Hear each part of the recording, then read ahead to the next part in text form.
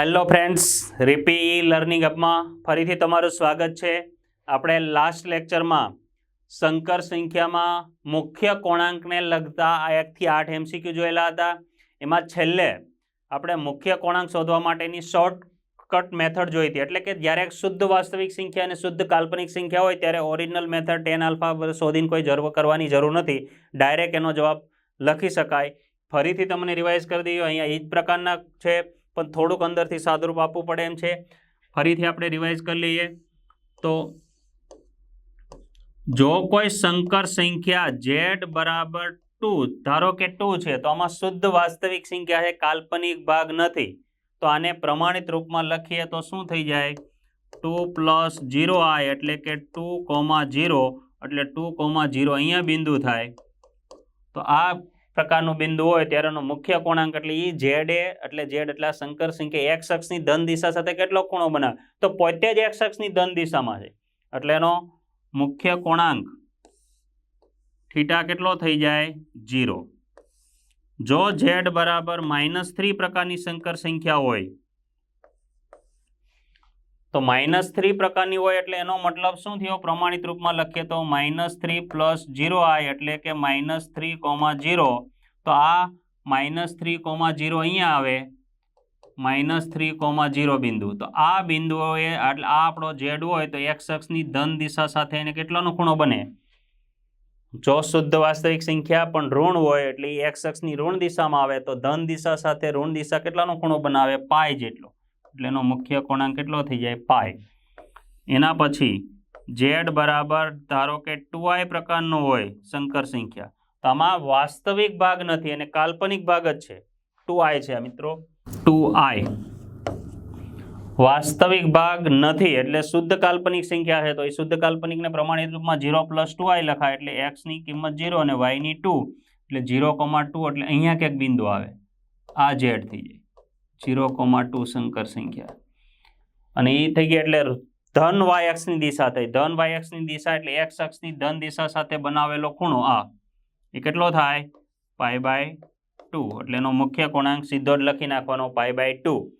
અને જો કોઈ સંકર સંખ્યા z બરાબર -3i કે -i/2 સમથિંગ સ્વરૂપની હોય એટલે કે શુદ્ધ કાલ્પનિક સંખ્યા પણ y ની કિંમત ઋણ એટલે કે નેગેટિવમાં માઇનસમાં એટલે એ ઋણ y અક્ષની દિશામાં હોય, એટલે આ બિંદુને લખવા હોય તો 0,-3 પ્રકારનું થયું, તો એનો મુખ્ય કોણાંક કેટલો થઈ જાય? ડાયરેક્ટ -π/2 અહીંયાનું બિંદુ છે 0,-3। તો x અક્ષની ધન દિશા સાથે બનાવેલો ખૂણો એટલે આટલો, અહીંયાથી આટલો, પણ આ ઋણ દિશા છે એટલે એને કેટલો લખાય? -π/2। એટલે આવા પ્રકારના જ્યારે સંકર સંખ્યા આપેલી હોય ત્યારે એને ઓરિજિનલ રીત વાપરવાની જરૂર નથી, ડાયરેક્ટ મુખ્ય કોણાંક તમે લખી શકો। ધન x અક્ષની દિશામાં હોય તો 0, ઋણ x અક્ષની દિશામાં હોય તો પાઈ, ધન y અક્ષની દિશામાં હોય તો π/2 અને ઋણ y અક્ષની દિશામાં હોય તો -π/2। તો ડાયરેક્ટ જવાબ લખી શકો। આર્ગ્યુમેન્ટ ઓફ પાઈ અને યોગ્ય જોડકા જોડવાના છે એબીસી સાથે। તો આર્ગ્યુમેન્ટ ઓફ પાઈ એટલે આપને એમ થાય કે આ તો સંકર સંખ્યા પાઈ છે, તો આનો આર્ગ્યુમેન્ટ ઓફ તો પાઈ, તો પાઈ ના આવે। પાઈ એટલે તો કોઈ સંકર સંખ્યા સોરી વાસ્તવિક સંખ્યા છે 3.14 અથવા 22/7। તો આ હકીકતમાં શું થઈ ગયું? આર્ગ્યુમેન્ટ ઓફ પાઈ એટલે આપણે આર્ગ્યુમેન્ટ ઓફ 22/7 એટલે આ તો શુદ્ધ વાસ્તવિક સંખ્યા છે કે કાલ્પનિક ભાગ નથી અને ધન કિંમત છે, ધન કિંમત એટલે આવા પ્રકારની, તો એનો ખૂણો કેટલો હોય? આનો 0 હોય છે, એટલે આની સાથે આપણે બી। પછી આર્ગ્યુમેન્ટ ઓફ 1/i એટલે 1/i એટલે આપને લાગે i ધન છે એટલે તેનો π/2, પણ હકીકતમાં એને પ્રમાણિત રૂપમાં તમારે પહેલા લાવવી પડશે। આર્ગ્યુમેન્ટ ઓફ 1/i છે તો એને i વડે ગુણો અને i વડે ભાગો, કારણ કે અંશમાં હોય ત્યારે જ એને આપણે કમ્પેર કરી શકીએ। તો i/i² અને i² એટલે -1, તો હકીકતમાં -i છે। 1/i એટલે કઈ છે? -i, અને -i એટલે ક્યાં હોય? ઋણ y અક્ષની દિશામાં, ઋણ y અક્ષની દિશામાં એટલે એનો ખૂણો કેટલાનો બને? -π/2, -π/2 એટલે આ। અને હવે ત્રીજા ઓપ્શનમાં તો આ જ વિધો એની તો બેઠું જ છે, આર્ગ્યુમેન્ટ ઓફ i એટલે ધન y અક્ષની દિશા, ધન y અક્ષ એટલે ખૂણો મુખ્ય કોણાંક અહીંયા હોય એટલે π/2, એટલે ત્રીજામાં તો એ। તો આવો આપણે પસંદ કરી લ્યો 1 સાથે B, 2 સાથે C અને 3 સાથે A. 1B, 2C, 3A. B option. 1B, 2C અને 3A. તો B ઓપ્શન જવાબ આવે. એના પછી જો Z બરાબર x પ્લસ IY જ્યાં x ગ્રેટર દેન 0 અને y ઇઝ ઇક્વલ ટુ 0 તો આર્ગ્યુમેન્ટ ઓફ Z. એટલે આપને આપેલું છે x પ્લસ IY પણ સાઈડમાં કહી દીધું કે y તો 0 છે. એટલે આ હકીકતમાં શું થઈ ગયું? Z બરાબર x પ્લસ IY જ્યાં y બરાબર 0 એટલે આ થઈ ગયું x પ્લસ 0 એટલે હકીકતમાં x જ છે અને પાછા x કેવા છે? ધન. એટલે આ સંકર સંખ્યા ધન x અક્ષની દિશામાં, તો ધન x અક્ષની દિશામાં હોય એટલે હમણાં જોયું તો આર્ગ્યુમેન્ટ ઓફ Z કેટલો બને? 0 નો. ધન x અક્ષની દિશામાં છે, x ને x ની કિંમત ધન છે એટલે x અક્ષ પરનું બિંદુ થાય અહીંયા. એટલે આ જે છે ધન x અક્ષની દિશાનું છે એટલે મુખ્ય પૂર્ણાંક 0. એના પછી argument of Z plus argument of Z raise to -1. તો Z રેસ ટુ માઇનસ ને આ Z બાર અથવા તો Z રેસ ટુ -1 હોય ને એટલે 1/Z થયો. 1/Z નો માઇનસ થઈ જાય એટલે argument of Z plus argument of Z raise to -1 એટલે 1/Z. તો આનો થઈ જાય argument of Z minus argument of Z અને આ બે સરખા એટલે 0. એકદમ સિમ્પલ છે આ તો. એના પછી એકમ માનાંક અને થીટા કોણાંક ધરાવતી સંકર સંખ્યા Z માટે આ એક મહત્વનું છે. એકમ માનાંક એટલે એવી સંકર સંખ્યા કે જેનો માનાંક 1 એકમ હોય અને થીટા કોણાંક ધરાવતી સંકર સંખ્યા Z માટે આ સંકર સંખ્યાનો આર્ગ્યુમેન્ટ એટલે મુખ્ય કોણાંક શોધવાનો. તો એમ લાગે છે કે આ તો 1+Z 1+Z બાર, પણ આના માટે કંઈક અહીંયા આપેલું છે એકમ માનાંક. એટલે આપણને એવી સંકર સંખ્યા આપેલી છે કે એનો માનાંક 1 છે અને માનાંકના ગુણધર્મોનો આપણે ઉપયોગ કરીએ તો કોઈ પણ સંકર સંખ્યાનો માનાંક 1 હોય એટલે એનો વર્ગ 1 થાય. તો સંકર સંખ્યાના માનાંકનો વર્ગ એટલે Z ઇન્ટુ Z બાર. આવો ગુણધર્મ લખાવેલો છે અને લખાવેલો ન હોય તો આ તો એકદમ સિમ્પલ છે. કોઈ પણ સંકર સંખ્યાને એને અનુબદ્ધ સંકર સંખ્યા વડે ગુણો એટલે માનાંકનો વર્ગ જ આવે. એકદમ સિમ્પલ. જ્યારે એમ થોડું કન્ફ્યુઝન થાય ને ત્યારે સાઈડમાં આપણે રફમાં સાબિતી જોઈ લેવાની. આ સંકર સંખ્યા, એની બાજુમાં અનુબદ્ધ સંકર સંખ્યા, બેનો ગુણાકાર કરો તો વાસ્તવિક ભાગનો વર્ગ માઇનસ કાલ્પનિક ભાગનો વર્ગ, સોરી x² - i² y² ને i² એટલે -1 તો થઈ ગયું x² + y². એટલે આ શું થઈ ગયું? આ સંકર સંખ્યા Z બરાબર x + iy માટે આ થઈ ગયો માનાંકનો વર્ગ. વર્ગમૂળ નથી એટલે જ્યાં માનાંકનો વર્ગ હોય અહીંયા સંકર સંખ્યાને અનુબદ્ધ સંકર સંખ્યાનો ગુણાકાર લખી શકાય. તો આપણે અનુબદ્ધ સંકર સંખ્યા એટલે 1/Z લખી શકાય. જે આગળના MCQમાં આપણે આવ્યું હતું Z raise to -1, Z raise to -1 એટલે એ Z બાર જ હતું. 1/Z એટલે Z બાર. અને આનું સંકર સંખ્યા અને અનુબદ્ધ સંકર સંખ્યાનો મુખ્ય કોણાંક શોધો એટલે બે વિરોધી જ હોય એકાબીજા. એટલે આપણે હવે Z બાર હોય તો ત્યાં 1/Z લખી શકીએ. તો આપણે જેનો મુખ્ય કોણાંક શોધવાનો છે ત્યાંથી શરૂઆત કરીએ. આર્ગ્યુમેન્ટ ઓફ 1+Z અને 1+Z બાર. તો 1+Z અને 1+Z બાર એટલે 1/Z. આનો આપણે શોધવાનો છે ત્યાંથી શરૂઆત કરી. તો આ 1/Z. હવે તમને ખબર જ છે કે અહીંયા છેદમાં છેદ Z છે તો આનો લસા લઈ લે. છેદનો છેદ અંશમાં જતો રહે. છેદનો છેદ અંશમાં એટલે અહીંયા લખી નાખીએ અને આ Z લસા લે એટલે Z+1 છેદનો છેદ આ અને ઉપર 1+Z છે. તો આ 1+Z ને Z+1 બે સરખું જ કહેવાય. એટલે હકીકતમાં વધુ આર્ગ્યુમેન્ટ ઓફ Z. એ કંઈ નથી કીધું, Z લસા લીધો એટલે Z+1 છેદનો છેદ અંશમાં અને આર્ગ્યુમેન્ટ ઓફ Z એટલે Z નો કોણાંક એ તો રકમમાં આપેલું છે. થીટા કોણાંક ધરાવતી સંકર સંખ્યા. તો આ સંકર સંખ્યાનો મુખ્ય કોણાંક તો થીટા છે એટલે આપણો જવાબ થીટા. એના પછી જો Z1 Z2 અને Z3 Z4 એ અનુબદ્ધ સંકર સંખ્યાઓની જોડ હોય તો argument of Z1/Z4 plus argument of Z2/Z3 is equal to. દાખલો સારો છે. Z1 ને Z2 એકાબીજાની અનુબદ્ધ સંકર સંખ્યા છે. Z3 અને Z4 એકાબીજાની અનુબદ્ધ સંકર સંખ્યા છે. તો આ બેના આર્ગ્યુમેન્ટનો સરવાળો કેટલો થતો હશે? એમને તો આને કોઈ આઈડિયા દેખાય. અહીંયા પાછો Z1 Z2 આપ્યું ને અહીંયા Z1/Z4 આપેલો એટલે એક આની કિંમત છે, એક આની છે અને બીજો Z2 અને Z3 નો છે. એટલે કંઈક એકાબીજાને કંઈક કનેક્શન હશે. આપણે લખીએ Z1 Z2 એકબીજાની અનુબદ્ધ સંકર સંખ્યા છે.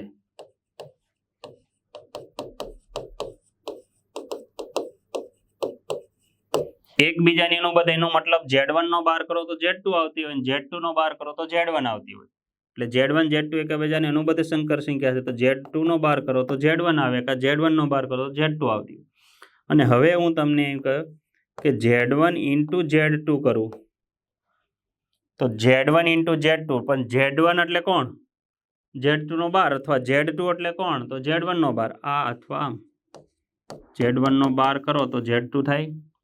એકાબીજાને અનુબદ્ધ એટલે Z1 નો બાર કરો તો Z2 આવે ને, Z2 નો બાર કરો તો Z1. તો બેમાંથી જે યુઝ કરવું એ આપણે કરી શકીએ. તો Z1 Z2 માં હું Z2 ની જગ્યાએ શું લખી શકું? Z1 બાર એટલે Z1 ઇન્ટુ Z1 બાર, અને Z1 ઇન્ટુ Z1 બાર એટલે હમણાં જોયું સંકર સંખ્યાનો વર્ગ. ફરીવાર Z1 Z2 એકબીજાની અનુબદ્ધ સંકર સંખ્યા છે એટલે આવું લખી શકાય. Z2 નો બાર કરો તો Z1 આવે, અથવા Z1 નો બાર કરો, એકબીજાને અનુબદ્ધ લખી છે.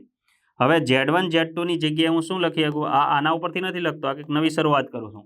Z1 અને Z2 નો ગુણાકાર કર્યો મેં, તો Z2 ની જગ્યાએ હું Z1 બાર લખી શકું. એ કેમ લખું? ઇક્વલ ટુ છે Z2 ની જગ્યાએ Z1 બાર અહીંથી લખ્યું કે Z1 Z2 એકબીજાની અનુબદ્ધ છે, એટલે આ બે પોતે સંખ્યા અને એની અનુબદ્ધ સંકર સંખ્યા, એનો ગુણાકાર તો સંકર સંખ્યાનો વર્ગ થાય. અને આ જ રીતે મેં Z2 ને બદલાય એની જગ્યાએ Z1 બદલ તો શું થઈ જાત? Z1 Z2 બરાબર Z2 નો વર્ગ એ થઈ જાય. એટલે આની ગણતરી ઉપરથી Z1 Z2 બરાબર મોડ Z1 નો સ્ક્વેર થયો અને Z2 નો સ્ક્વેર થયો. એટલે આ બધા એકના એક જ છે. આના બરાબર આ થાય ને એના બરાબર Z2 નો સ્ક્વેર થાય. અને આ જ રીતે હું Z3 Z4 માટે કરું તો આ જ મેથડ દ્વારા હું કરું એટલે શું થઈ જાય? Z3 ઇન્ટુ Z4 કરવું તો એ Z3 નો વર્ગ થાય અને Z4 નો મનાંકનો વર્ગ થાય. અહીંયા શું થયું આપણી પાસે? Z1 Z2 Z1 નો સ્ક્વેર થયો અને Z2 નો સ્ક્વેર થયો. એ જ રીતે આ જ ગણતરી આમાં લગાડું એટલે આ બેનો વર્ગ થઈ શકે. અને હવે આનો આપણે જોઈએ. Argument of Z1 upon Z2 argument of Z1 upon Z4 plus argument of Z2 upon Z3. તો આ બે આર્ગ્યુમેન્ટ છે, તો આને આર્ગ્યુમેન્ટની ફોર્મ્યુલા લગાડીએ. ભાગાકાર હોય તો બેને અલગ અલગ આપો એટલે બાદબાકી થઈ શકે. તો આની જગ્યાએ શું લખાય? Argument of Z1 minus argument of Z4, અને આ પ્લસ કરીને argument of Z2 minus argument of Z3. આનું લખ્યું અહીંયા ઉપર છે અને આ જે છે એ બાજુમાં લખેલ. હવે આ બેને ભેગા લખો. આ બે પ્લસ છે, આ બે પ્લસ છે ને આ બે માઇનસ છે, તો આને આમ લખી શકું argument of Z1 plus argument of Z2, અને આ બેને માઇનસ ને આ બેને ભેગા લખો એટલે argument of Z3 plus argument of Z4. માંથી માઇનસ કોમન કાઢી લીધું તો argument of Z1 plus argument of Z2 એની જગ્યાએ આપણે આવું લખી શકીએ Z1 ઇન્ટુ Z2. મુખ્ય કોણાંકના ગુણધર્મો, બે સંકર સંખ્યાના ગુણાકારનો મુખ્ય કોણાંક કરો અને અલગ અલગ કરો તો વચ્ચે સરવાળો થઈ જાય. એ જ રીતે અહીંયા પણ એવું જ થશે. Argument of Z3 into Z4, અને હવે Z1 ઇન્ટુ Z2 એટલે સંકર સંખ્યા Z1 નો સ્ક્વેર અથવા Z2 નો સ્ક્વેર, જેનું લખવું હોય તેનું લખી શકીએ આપણે. તો આર્ગ્યુમેન્ટ ઓફ માનાંકમાં Z1 એનો સ્ક્વેર, અને અહીંયા argument of Z3 into Z4 એટલે ગમે તે એકનો સંકર સંખ્યાનો વર્ગ લખી નાખીએ. આ અહીંયાથી લખેલું છે, અહીંયાથી જોઈને અહીંયાથી જોઈએ. હવે Z1 સ્ક્વેર એટલે કોણ? વિચારો. Z1 સ્ક્વેર એટલે કેવી સંખ્યા હશે? વાસ્તવિક હશે, કાલ્પનિક હશે, સમય અસમય? એવું તો સમય અસમયનો તો ખ્યાલ નહીં આવે, પણ મોડ Z1 નો સ્ક્વેર છે એનો મતલબ શું થયો? સંકર સંખ્યાના માનાંકનો વર્ગ, અને સંકર સંખ્યાનો માનાંક તો હંમેશા ધન જ હોય એટલે એનો વર્ગ એટલે એ તો ધન જ રહેવાનો. બહુ બહુ તો 0 હોય પણ નેગેટિવ થશે નહીં, એટલે આ તો શુદ્ધ વાસ્તવિક સંખ્યા થઈ ગઈ. Z1 નો સ્ક્વેર અને Z3 નો સ્ક્વેર કેવી થઈ ગઈ? શુદ્ધ વાસ્તવિક સંખ્યા, એમાં કાલ્પનિક ભાગ આવે જ નહીં. આ તો બે શુદ્ધ વાસ્તવિક સંખ્યા, અને શુદ્ધ વાસ્તવિક સંખ્યા એટલે એક્સ અક્ષની ધન દિશામાં આવેલો હોય તો એનો મુખ્ય કોણાંક તો 0 હોય, આનો પણ 0 જ હોય. 0 - 0 એટલે 0. એટલે argument of Z1 + Z2 plus argument of Z2 Z3, આનો આર્ગ્યુમેન્ટ કેટલો થાય? 0 થાય. મિત્રો, એક્ઝામ્પલમાં થોડીક તકલીફ પડે તો વિડીયો ફરીવાર જોઈ લેવાનો, પહેલેથી ચાલુ કરવાનું. હજી આમાં તકલીફ હોય તો એની પહેલાંનો જે MCQમાં જે છે એ જોઈ લેવાનો, અથવા આની જે આર્ગ્યુમેન્ટની થિયરી લખાવેલી છે ત્યાં આ ગુણધર્મ લખાવેલા, આર્ગ્યુમેન્ટ ઓફ Z1/Z2 બરાબર argument of Z1 minus argument of Z2. ટૂંકમાં ભાગાકાર હોય તો બાદબાકી થાય અને ગુણાકાર હોય તો સરવાળો થાય. તો આવા સંકર સંખ્યાના મુખ્ય કોણાંકને લગતા ઘણા બધા MCQ જોયા. આવા બીજાની તમે પ્રેક્ટિસ ચાલુ રાખજો. Thank you.